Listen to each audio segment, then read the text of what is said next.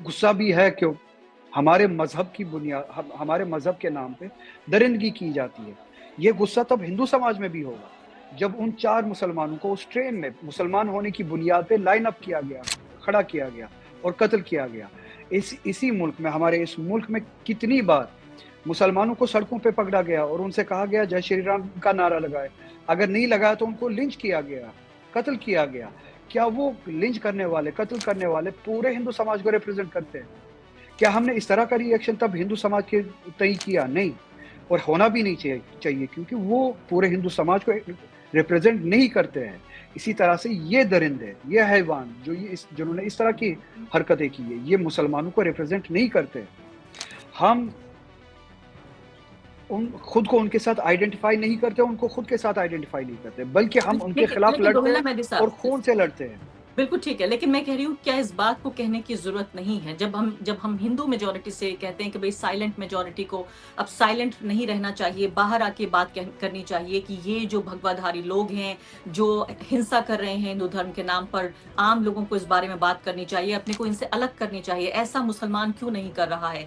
कश्मीरी मुसलमानों को हमने देखा, वो बिल्कुल, सड़क पे आए, उन्होंने प्रोटेस्ट किया, लेकिन बिल्कुल। बाकी देश के हिस्सों में आपको लगता है क्या एक प्लान क्या होना चाहिए? क्या तरीका होना चाहिए इस एक्सप्रेशन का कि अपने को इन आतंकवादियों से अलग किया जाए, जिस तरह से मज़हब को, वो मज़हब जो 20 करोड़ मुसलमानों का मज़हब है, किस तरह से अलग करें ये 20 करोड़ मुसलमान अपने आप को? कोई तरीका तो होना चाहिए। ये 20 करोड़ मुसलमान अलग तो है ही, 20 करोड़ मुसलमान इस आइडियोलॉजी से दूर है। खुदा ना ख़ास्ता अगर वो इस आइडियोलॉजी के होते तो आपके 20 करोड़ से भी ज़्यादा खुदा ना ख़ास्ता एक्टिव टेररिस्ट होते।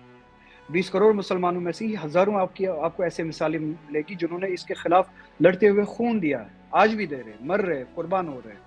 अब एक एक्सप्रेशन जम्मू कश्मीर की आवाम ने, कश्मीर के लोगों ने सड़क पे निकल के एक्सप्रेशन किया, विजिबल एक्सप्रेशन भी किया, एहतजाज भी किया, प्रोटेस्ट भी किया। आपने उसके बदले फिर रिएक्ट कैसा किया? क्या आप लोगों ने उस सेंटिमेंट को गले लगाया? उस सेंटिमेंट पे बिल्ड अप किया, या हमने उस सेंटिमेंट को दबाया अपनी इंटिमिडेशन से, डिह्यूमनाइज़ करने से? आप देखिए ना फिर उसके बाद जम्मू कश्मीर की आवाम की तरफ रिएक्शन कैसा था और अभी भी कैसा है। तो इसी तरह की इंटिमिडेशन पूरे इस मुल्क में इस वक़्त माइनॉरिटीज़ के साथ भी हो रही है। तो आज के समय में जहां देश एक तरफ पाकिस्तान के हमलों से परेशान है और उसको मुंहतोड़ जवाब देने की कोशिश की जा रही है, वहीं पर दूसरी तरफ सरकार का जो रवैया है, सवाल पूछने वाले लोगों और मीडिया संस्थानों को, जो कि सरकार की नीतियों का आलोचना करते हैं, निंदा करते हैं और जनहित में ऐसे कार्यक्रम बनाकर जनता के सामने रखते हैं जो कि जनहित के सवालों को उठाया जाता है। लेकिन वहीं दूसरी तरफ सरकार ऐसे न्यूज़ चैनलों, वेबसाइट और सोशल मीडिया इन्फ्लुएंसर पर अपना कब्जा जमाने के लिए उन पे प्रतिबंध लगाते जा रहे हैं। ये तो 2-3 साल पहले भी ऐसा देखा गया कि किस तरीके से न्यूज़ क्लिक के संस्थापक प्रवीर पुरकायस्थ और वहाँ पे काम करने वाले पत्रकार अक्षय शर्मा, भाषा सिंह और इनके अलावा जो भी वहाँ पर रोहिणी सिंह जो कि न्यूज़ क्लिक में काम करते थे, उनके ऊपर सरकार की तरफ से पुलिस ने जो रेड डाली उनके घरों पर, उनके ऊपर पुलिसिया दमन चला, उनको बदनाम करने की कोशिश की गई। उसी कड़ी में अब एक नया नाम जुड़ गया है, वो है द वायर करके जो मीडिया प्लेटफॉर्म है, उसकी वेबसाइट को इंडिया में बैन कर दिया गया है। ये हालत आ गई है कि अब जो भी सवाल करेगा उसके प्रति सरकार और सरकार के इशारे पे पुलिस उनके खिलाफ में एक्शन लेगी, उन पे फर्जी मुकदमे कायम किए जाएंगे। लेकिन ये बात भी उतनी ही सच है जितना प्रभाव फ्रीलांस करने वाले पत्रकारों और यूट्यूबर्स ने जनता के प्रति जो सहानुभूति जताई है, उनके सवालों को अपने कार्यक्रमों में शामिल किया है, उससे साफ लग रहा है कि जनता ऐसे प्रोग्राम्स को देखना पसंद करती है, क्योंकि जो मेन मीडिया है वो तो ऑलरेडी पहले से ही गोदी मीडिया के नाम पर लोगों को मालूम चल गया है कि वो सरकार की भजन स्तुति और आरती करने में लगे रहते हैं। ये यूट्यूबर ही हैं जो कि जनता की बात को सरकार तक पहुंचाने का प्रयास कर रहे हैं। ऐसे में सरकार उन सभी मीडिया चैनलों पर, मीडिया प्रोफेशनल्स पर सरकारी नकेल कसने की तैयारी में है, जिसमें कि इस बात का जो देखने को मिल रहा है कि द वायर पे जिस तरीके से इंफॉर्मेशन डिपार्टमेंट ने IT डिपार्टमेंट के मंत्रालय ने उनके जो वेबसाइट है उसको इंडिया में बैन कर दिया है। साथ ही ये अफवाह उड़ाई जा रही है कि सिद्धार्थ वरदराजन जो कि संस्थापक हैं द वायर के, वहाँ पर वो विदेशी मूल के हैं और इसीलिए वो भारत के अंदरूनी हालात को कमज़ोर करने के लिए, आंतरिक सुरक्षा को चोट पहुंचाने के लिए अपने वायर के जरिए देश को तोड़ने की कोशिश कर रहे हैं। इससे साफ जाहिर हो रहा है, इससे पहले भी पुण्य प्रसून वाजपेयी, अभिसार शर्मा, 4 PM के संजय शर्मा, आर्टिकल 19 के नवीन कुमार और इसके अलावा लोक गायिका नेहा सिंह राठौर के खिलाफ भी सरकार ने अपना जो दमन चक्र चलाया है, उसके तहत पुलिस ने उनके खिलाफ में देशद्रोह का मुकदमा कायम किया है। दोस्तों, इस वीडियो को आप अंत तक देखिए क्योंकि विषय बहुत गंभीर है। तौर पर एग्जिट पोल में दिखलाएगा और ये आंकड़ा 325 या उसके पार भी जा सकता है और यही स्थिति आज सरकारी एग्जिट पोल में निकलकर आ गई। और यहीं से सवाल शुरू हुआ, क्या वाकई ऐसी स्थिति इस देश के भीतर है कि यह चुनाव परिणाम 4 तारीख को भी नजर आए? जी नहीं, ऐसी स्थिति बिल्कुल नहीं है। इस देश की सामाजिक आर्थिक परिस्थितियां हो, इस देश के भीतर में पहली बार प्रधानमंत्री नरेंद्र मोदी के चेहरे पर तनाव हो, इस देश के गृह मंत्री अमित शाह जगह जगह अपने सीटों को जुगाड़ के लिए और वोटों के जुगाड़ के लिए हर जगह मैनेज करते हुए दिखाई दे रहे हों और आखिरी दौर में उन्होंने राजा भैया को भी मैनेज कर लिया। ये सब कुछ आपने इस दौर में देखा। लेकिन पहले चरण से लेकर 7वें चरण तक की परिस्थितियों के बीच हमारी। दोस्तों नमस्कार। क्या भारत में लोकतंत्र धीरे धीरे खत्म हो रहा है? क्या भारत में धीरे धीरे निरंकुश शासन आ रहा है? यानी डेमोक्रेसी की जगह ऑटोक्रेसी की स्थिति इस देश के भीतर आ रही है। 8 महीने पहले इस देश के 8 राजनीतिक दलों के नेताओं ने, जिसमें कुछ मुख्यमंत्री भी हैं, उन्होंने एक पत्र लिखा था प्रधानमंत्री को, जिसमें इस बात का जिक्र था कि भारत में लोकतंत्र है, इसे आप महसूस करते होंगे, लेकिन नई परिस्थिति बतलाती है कि इस देश के भीतर में निरंकुश शासन धीरे धीरे आ रहा है।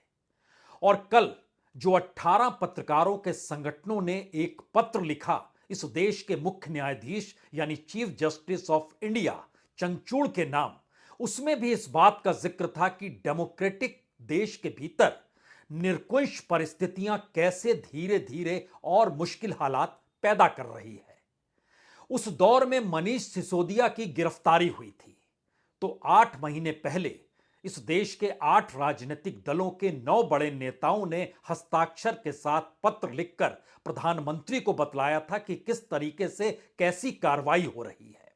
और कल जब 18 पत्रकारों के संगठनों ने मुख्य न्यायाधीश के नाम पत्र लिखा, तो उसमें यह भी लिखा कि आप हस्तक्षेप कीजिए, अन्यथा देरी हो जाएगी, अन्यथा हालात और बिगड़ते चले जाएंगे। दोस्तों, नेक्सन न्यूज़ के खास बुलेटिन में आपका स्वागत है।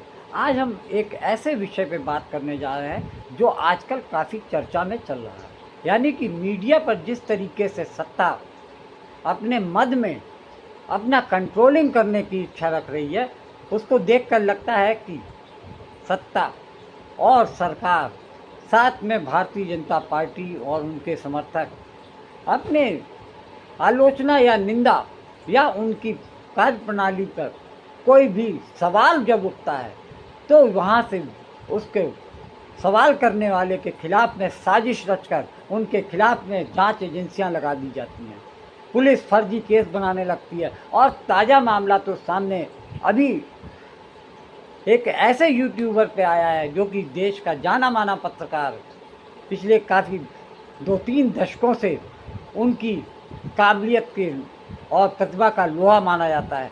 हम बात कर रहे हैं पुण्य प्रसून वाजपेयी जी की। पुण्य प्रसून वाजपेयी पिछले 5-6 सालों से सरकार की नीतियों का जिस तरीके से आलोचना और निंदा करते हैं, उससे सरकार की फजीयत होती है। पहले तो ये था कि मेन जो मीडिया, ब्रॉडकास्टिंग मीडिया थी, वो सत्ता के साथ में कदम ताल करती दिखती थी, लेकिन पिछले 4-5 साल से देखने में आया है कि जिस तरीके से सोशल मीडिया, यूट्यूब का, ट्विटर का जिस तरीके से देश में प्रचार प्रसार और प्रभाव बढ़ता दिख रहा है, उससे सत्ता यानी कि भारतीय जनता पार्टी और सरकार इस बढ़ते प्रभाव को लेकर काफ़ी चिंता में दिख रही है। वो किसी ना किसी तरीके से ये चाहती है कि सोशल मीडिया जैसे कि ट्विटर, फेसबुक, इंस्टाग्राम और यूट्यूब पर पूरा सत्ता का कब्जा हो जाए, यानी उनके हिसाब से ही खबरें चले। सरकार चाह रही है कि किसी तरीके से एक ऐसा बिल लाया जाए, कानून बनाया जाए, जिससे कि सोशल मीडिया पर पोस्ट डालने वाले लोगों को अपने हिसाब से नियंत्रित किया जा सके, यानी सत्ता की चापलूसी करे तभी वो अपना यूट्यूब चला सकता है। यूट्यूब पर जो भी खबरें या वीडियो प्रसारित की जाएं, उससे सत्ता को कोई नुकसान नहीं हो। इस बात को लेकर पिछले 4-5 साल से देखा जा रहा है कि सत्ता की निगाहें पैनिक तरीके से उन यूट्यूबरों और सोशल मीडिया इन्फ्लुएंसर के खिलाफ में हैं जो कि सत्ता के साथ कदम ताल नहीं कर रही, यानी कि सत्ता की कमियों को उजागर करने में उनका हाथ रहता है। ऐसे में सत्ता और भारतीय जनता पार्टी और उनके समर्थक दल जैसे आरएसएस इस तरीके से सवाल करने वाले के खिलाफ में मुहिम चला देते हैं, उनको सोशल मीडिया पे ट्रोल करते हैं, और महिलाओं के साथ में तो बहुत ही बुरा बर्ताव करते हैं, उनका चरित्र हनन करने की कोशिश की जाती है। I just want the entire nation to pray for him, that wherever he is, he's in good spirit, he's healthy, and he's at peace. That's the only thing that I want. There is one more thing that I want. I do not want any hatred towards anybody. This is what is happening. People going against Muslims or Kashmiris, we don't want this. We want peace and only peace. Of course, we want justice. Of course, the people that have done wrong with him should be punished. All of us are going to blood our donate today. बाबा राकेश टिकैत जी विरोध करने गए, वहाँ पर जिन लोगों ने ये बर्बरता दिखाई, जिन लोगों ने इस निंदनीय काम को अंजाम दिया, वो भी किसी आतंकी से कम नहीं है, और उनका हम पुरजोर तरीके से विरोध करते हैं। जो सबको लाए हैं तुम उनको लाओगे, ईश्वर से डरो साहिब वरना पछताओगे। संदेश खाली जाओ जाना ही चाहिए था, पर ये तो बता देना मणिपुर कब जाओगे। बम भी बरसाया है, गोली भी चला दी है, भारत के किसानों को किस बात की सजा दी है। नौकरी की आस में जो सड़कों पर बैठे हैं, कब तक बेचारों पर लाठी बरसाओगे। तानाशाह आके जाएंगे हम कागज नहीं दिखाएंगे, तानाशाह आके जाएंगे हम कागज नहीं दिखाएंगे। तुम आंसू गैस उछालोगे, तुम जहर की चाय उबालोगे, हम प्यार की शक्कर घोल के उसको गट गट गट पी जाएंगे, हम कागज नहीं दिखाएंगे। पुण्य प्रसून वाजपेयी आज तक एबीपी के साथ साथ कई बड़े मीडिया हाउसेस में काम कर चुके हैं। 2018 में जब एक उनके कार्यक्रम में बाबा रामदेव का इंटरव्यू चल रहा था, उस समय बाबा रामदेव को उन्होंने सवालों के कटघरे में खड़ा कर दिया और सीधे सीधे कह दिया कि आप बाबा नहीं हैं, उद्योगपति हैं और बाबा के चोले में आप बिजनेस कर रहे हैं।